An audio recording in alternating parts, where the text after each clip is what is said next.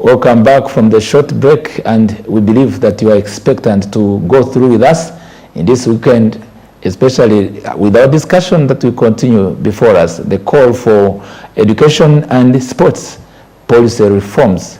We continue to have a call. What is done and it may be yet to be done still requires a lot if we are to have the education that can transform the socio-economic livelihoods of Ugandans. And I appreciate your first admissions that you made, Mr. Conan Businje. We appreciate as well the work you do at Victoria University. You do market education. You do market on a university. Yeah. This time today, I'm changing my statement. You market education. And thank you. We are looking at now this kind of dimension of our discussion.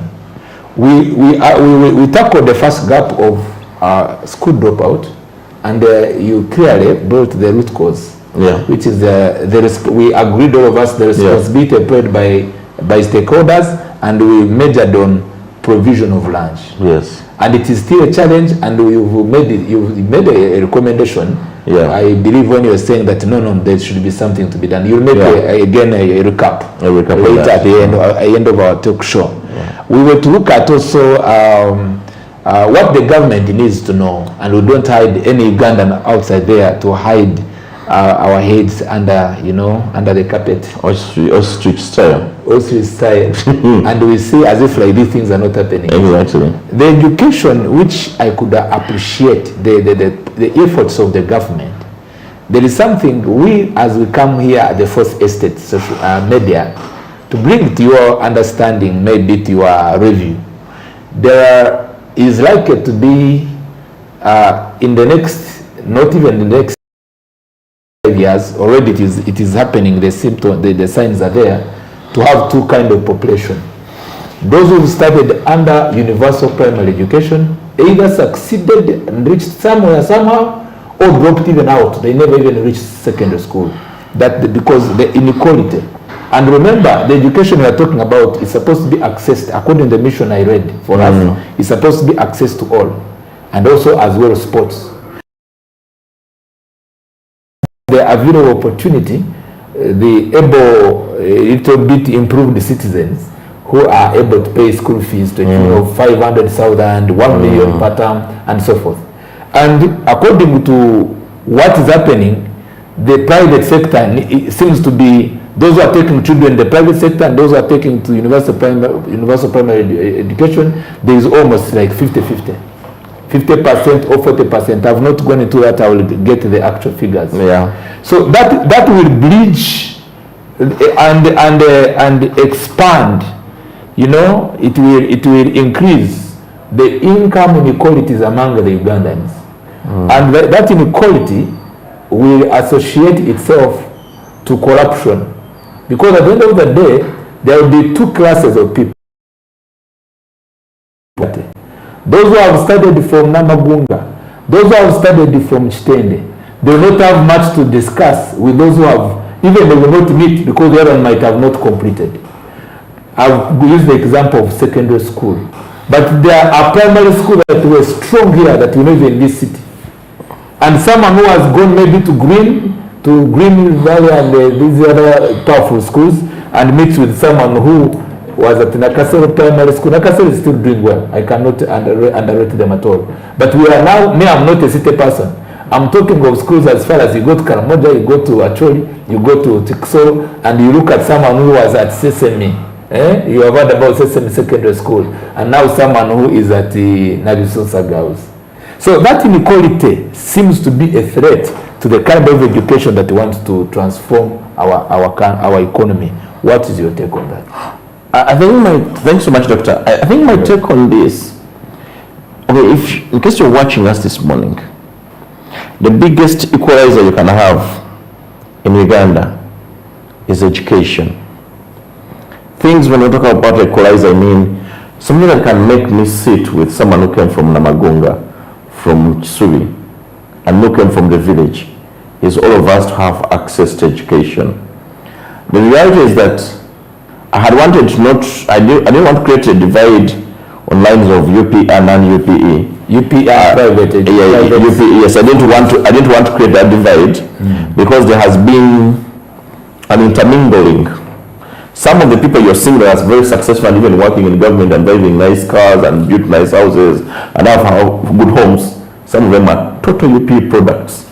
From primary, they went to USE, which is government. Some of them even started on government scholarships. 1 second, by the way. Let me let this to confirm what you say. Yeah. Me, I'm not a UPE product of the NLM government. Yeah, I am. But me, I'm a little bit. I'm working for Bote. For Bote? Yes. Free education for Bote. You know, there as was, so they provide this stationery. Yeah. They provide, you pay some token amount of money, which was equal to school fees. Yeah. And then you get everything you need. And the teachers were determined to teach, and they were not paid highly. Yeah, even when you look at the UP that has been brought under His Excellency President Museveni's government, I can confidently also brag that I've at least benefited from UP because 1997 I was in P7. And yes, okay. As I can, someone who's run the UP program can claim that is one of our products. Really? Because indeed I've started using government money. But I also have so many friends. But you started from the UP school? Yes, I was in Kaweri Primary School, which is a UP school. But before then, I was in Chibiri Day and Boarding Primary School in how many years? At that time, it wasn't even a UP school. It was a government school, but not UPE. Later on, they turned it to a UPE school, and it has completely deteriorated. Right now, it used to be actually having like 90% student passing in Division 1. Right now, it has actually like even hardly anyone passing in Division 1. It has completely collapsed. Secondary school, I went back to St. Edward's Bukumi, which is a government-aided school.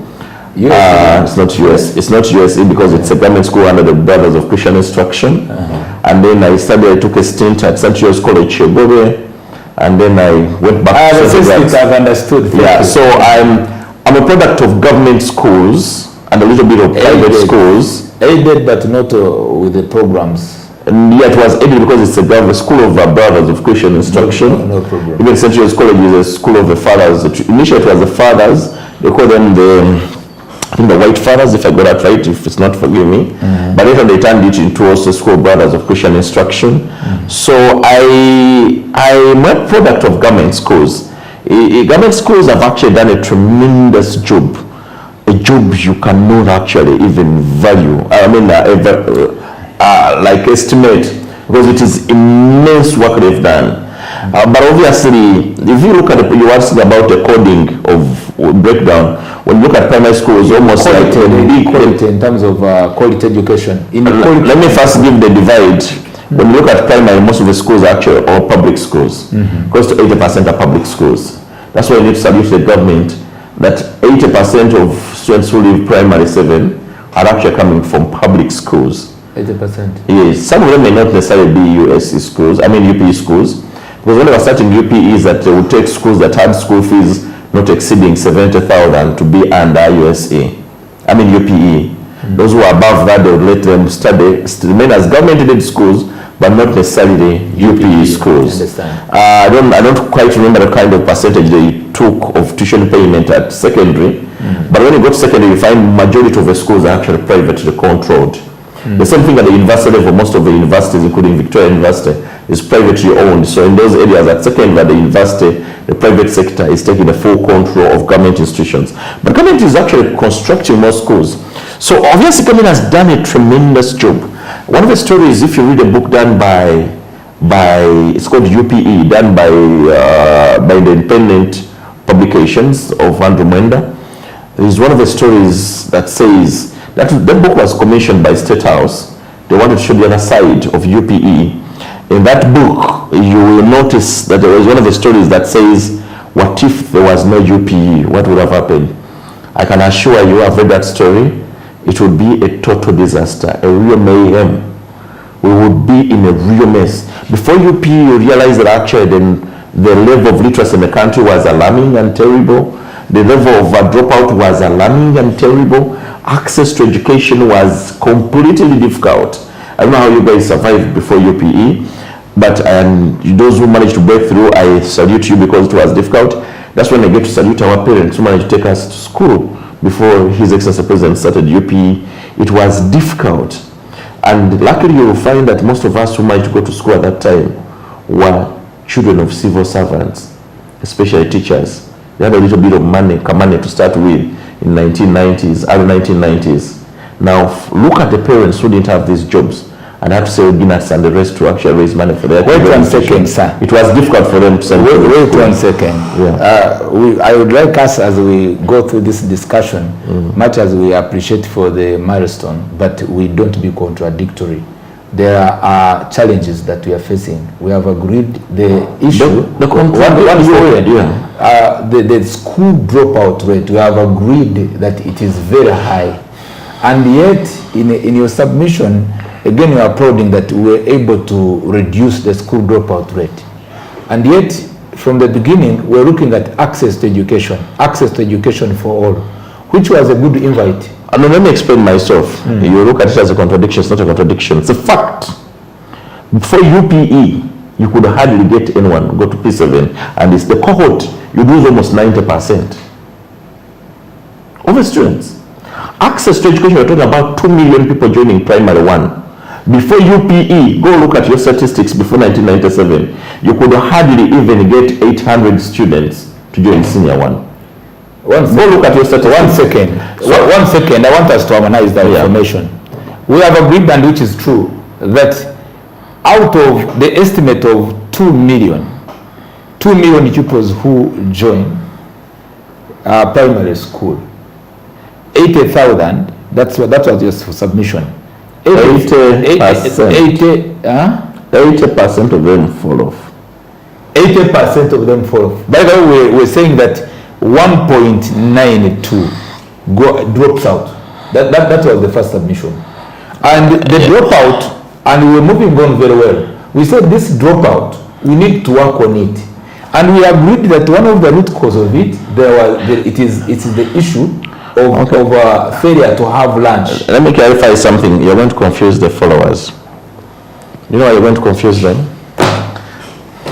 Dropout rate, we want to know. Why I'm saying you're going to confuse them, I'm telling you, UPE has fundamental problems.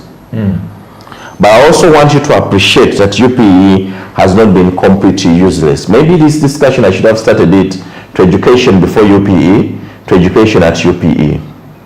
UPE has its fundamental problems, problems that must be fixed now, especially now that we have the Education Review Commission.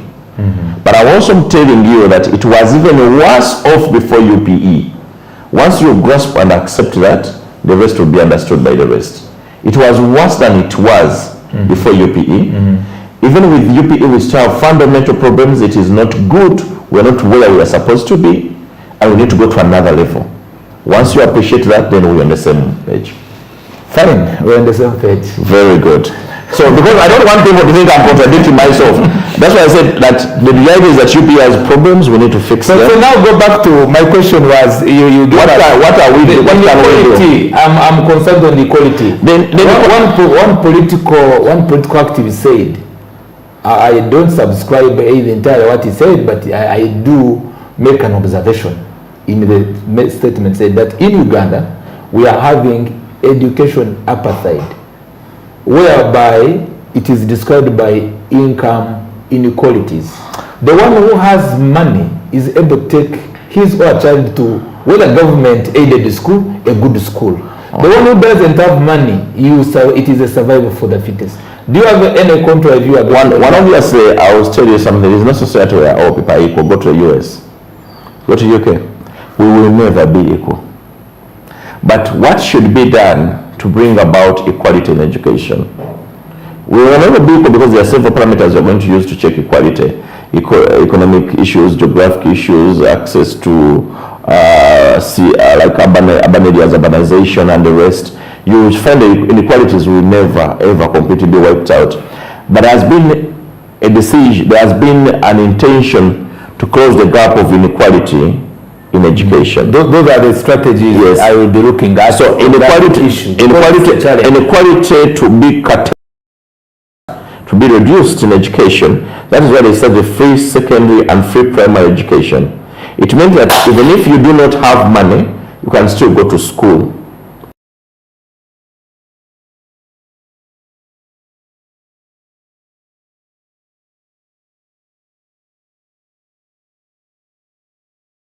government a student loan scheme or the government education, and they have graduated, and they can compete with you who went through the private schools and the big schools that are private and very expensive. And some of them can even now outcompete guys in jobs. Now that's the equalizer I was talking about in education.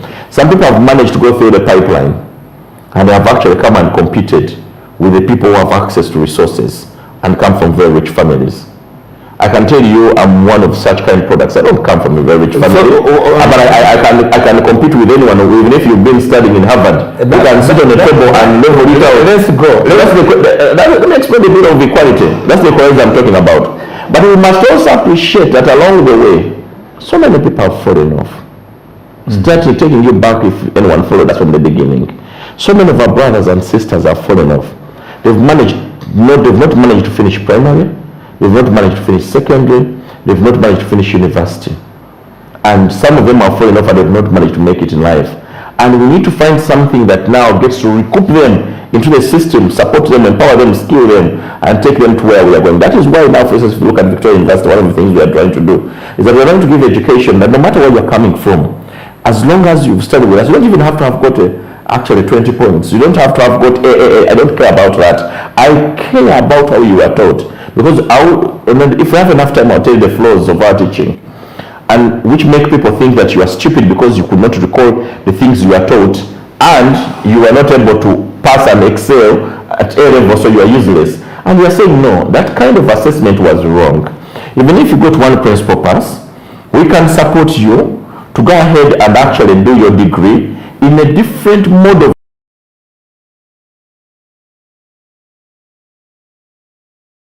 compete with someone who got A. And at the end of the day, you can actually be able to get a good job, or even hire the people who came from the big schools with the little knowledge which people think you have. It's not actually little knowledge, it is the assessment that failed you. Now we can give you different education based on technology, but also you are growing your skills that you can graduate and become a better person. 1 second. Your submission appreciated. Thank you. But yet, I want you to see the other side of the coin, which is, as we look at the policy strategies, and you've said that it is easy for giving yourself as an example, but your example is not satisfactory to me and to the viewers. I hope so, because you, wait a bit. Let's go. We are together. Okay. And now, the advantage that you might have, the opportunity of that school where you went to. My case study is to deep rural schools. You know the primary school I went to? Yes. I went to before I went to deep rural schools. Wait a second, I want to give you a narrative, which you will make a clarification. Deep rural schools, UPE. I'm not bad against UPE, to your information. I'm an educationalist. I know you were policy in our call when we need reforms. Yeah. And in these UPE schools, the outcome in terms of the inequalities I've talked about, you find that you are an RDC outside there, but you cannot take your child in that UPE school in your area. And now that's what I'm saying, we cannot hide our head under the carpet. Why? Because you're sure that your child had another DC in Kabale and was making a submission on television. He said that the school, I'm not giving a misleading statement, but it was the reality which he said, that those who, whether he said it carelessly, let him bear responsible for his own words. Those who go to UPE, they are to be taught, not much as the generality, which is unfortunate, that are to be taught how to tick a vote. They know how to vote and they go forward. You see, so now comparing to those children, our Ugandan children, who have gone into those UPE schools, the inequalities, and elsewhere where we are paying in the private schools and the government-aided schools higher amount of money, it is where we are seeing the challenge. No, as I told you, once you appreciate something, it will be easier for everybody to accept. In life, there is what is called acceptance. If my father is not a minister, I'm not going to lose my sleep over my neighbor whose father is a minister. What I'm going to do, I'm going to focus on my studying in class, acquiring knowledge, and get into institutions that can help me break through, so that one day education will be our equalizer. And let me not also sound like sometimes you can end up sounding like as if you're being diversionary from the reality. I shouldn't sound like that. The reality is that there are deeper problems. There are homes where they cannot even afford buying sandals for a child going to school. There are homes where the mother or the father in such a home, or the uncles who are looking after this orphan boy, cannot even afford paying 10,000.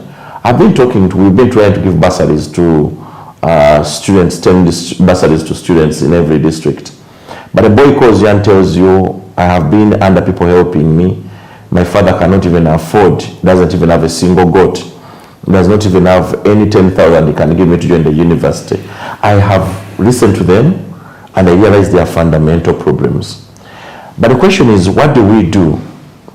Government has done a number of contributions, like students' loan scheme, private and government scholarships. If you excel in your studies, I know the next question you're going to ask me, how do you excel with all these problems? I have seen people coming from very poor families. There's a boy who was being shown in Makere with his toolbox, a metallic box, but he had excelled and was on government, but he didn't even know how to even approach Makere University. I started with an HP from my school, from St. Edward's Vukwumi. This was the first time to come to Kampala, and he was the head prefect in our school. But his coming to the university was the very first time to come to Kampala, and he came on a government scholarship. He studied and he finished. I need to look for him where he is. Those people went through St. Edward's Vukwumi. You remember the HP we came with. Those are very outliers. You're telling me they are going to be outliers. Yes, I understand the outliers. And we have a fundamental problem as a country. And there are big numbers of pupils and students who cannot actually access education. Now, that is why we need to get to a point of self-reflection. Me, you, anyone who's watching us, any parent, any community leader, have been actually here to actually make a case for their wananchi. They need to do a point of self-reflection where they can find solutions. I'll give you an example. When Mama took over as the Minister of Education, there is something which I'm not comfortable. Let me first complete this. When Mama took over, the First Lady and Mrs. Janet Museveni took over as the Minister, one of the things she did a country tour, and I was on that tour following that, training her as a journalist at New Vision, as education editor at New Vision. I told her she would go to the villages and tell people, we have given you teachers, we have built classrooms. All we want you is to provide cassava, potatoes, a few peanuts, a few things in your child's container.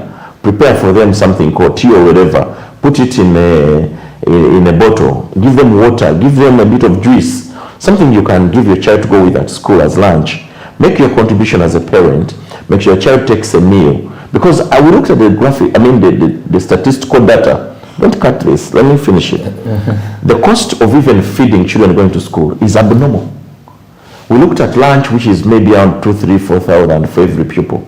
We counted by number of pupils around the entire country. We realized the budget was in trillion, was even outrunning the current budget given to the entire sector of education. So we said government indeed cannot afford providing lunch to every student or every pupil, but what they can do is to have a contribution of parents in this area. And by the way, the private individuals or institutions must play a part in making education accessible. Allow me to direct the discussion. Just give me 1 minute. Give me 1 minute and I'll close this. 1 minute. 1 minute. All of us must make a contribution. And I've seen a case at Victoria University where we came and tuition was around 5 million. We said this is unacceptable. If you're going to create a new mode of education, we must make it accessible to people. Let's not lose this. And the tuition was cut. I know whoever is listening to me might think I'm just trying to make a case for Victoria as PR. No. I'm telling you what an investor in education can do.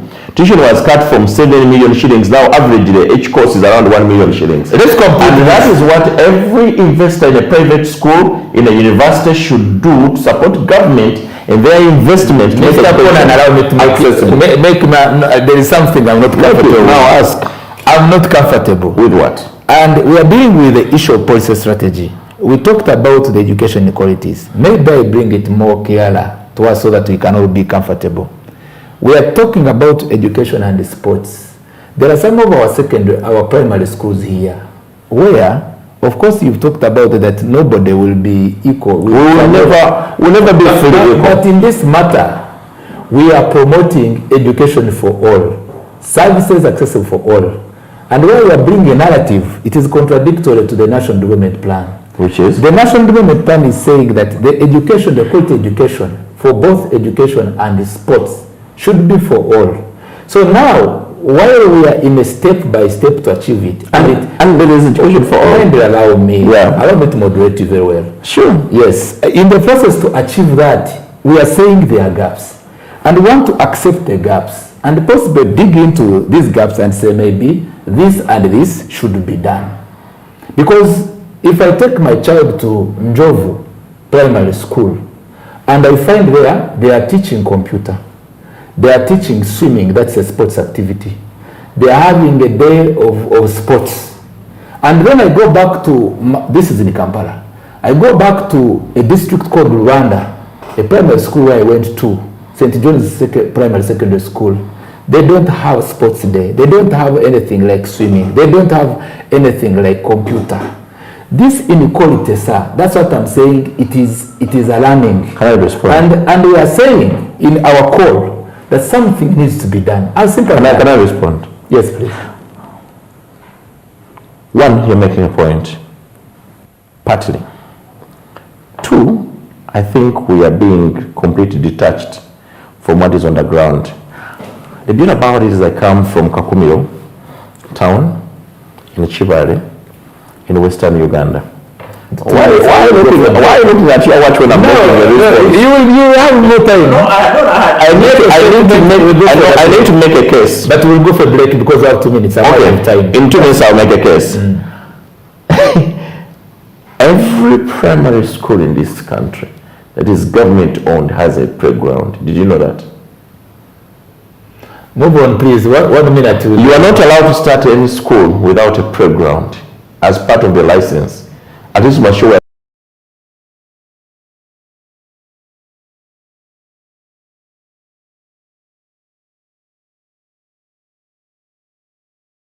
But there must be a reasonably level ground where you should actually be involved in sports. You're talking about no sports activities. Are you aware there are sports competitions, Coca-Cola competitions that have been supported under government working with Coca-Cola? There are Coca-Cola competitions in secondary schools. But also, do you know that there are competitions that are between primary schools? I've been participating in this whole thing. You may look at me and think I come from very high-end schools. My first school I went to was Kakumiro Public Primary School. It's a public school, by the way. When people are listening to me, I don't want to sound like a government apologist. But I want to show you there are things government has done. There are things government has done, but there are things where government has failed. But without blaming government alone, as the private investors, as people running private institutions like Victoria, we must also show our contribution. And first, we've done that. We've given bursaries around the country. We've made education easy and accessible. We give laptops and they are cheaply accessible to everybody. And other private institutions should do the same things. Even you, Wananchi, listening to me right now, you should ask yourself, what have I done to contribute to the policy formulation and support of the government policy in promoting quality education in this country? Thank you for making your point. Let's go for the commercial break and we'll be coming back. I'm with Mr. Conan Musinje and we are in a serious call for education and sports policy reforms. And there's where he's accepting there is need for reform, there's where he's keeping it in a balance. But we shall add it up together and reach the destination. Stay tuned on Smart 24 TV. God bless you.